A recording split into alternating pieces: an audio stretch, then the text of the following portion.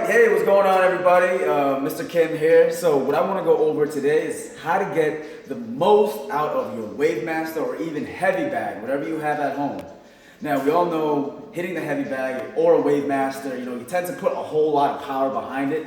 I want you to get the most out of it, all right? By basically teaching you guys on what to do with your feet, what to do with your hands, and what to do with your head. Because I want you to remember, you are going against a stationary target, but what you're practicing right now is how to use it on an individual who can move with you. So it's kind of like a dance, all right?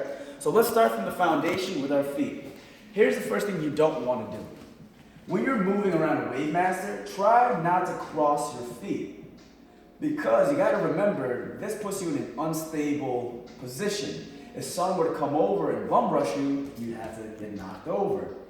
Also, always keep your toes pointed toward the wavemaster whenever you move. So as you move, keep everything pointed, all right? Now, I mess around with the kids and I say something like this.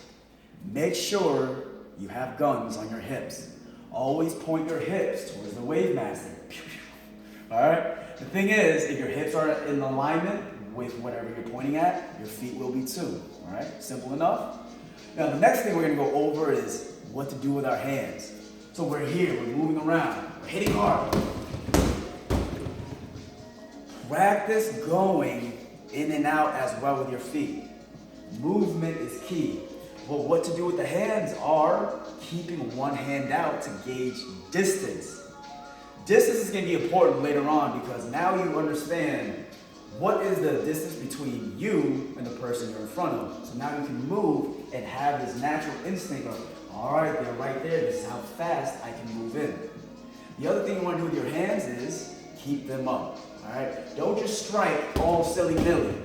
One hand's on offense, other hand's on defense the whole time.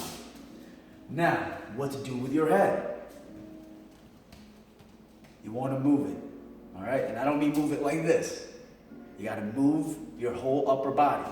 So as you're moving around, you're practicing proper footwork, you're measuring your distance. Move your head as if you're slipping punches. Visualize someone who's attacking you.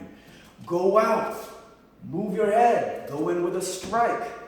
And that's basically how to get the most out of your training using a heavy bag or a wavemaster. And if you do have a heavy bag, it's really fun to practice timing. But let's go over the basic fundamentals. Keep your feet square.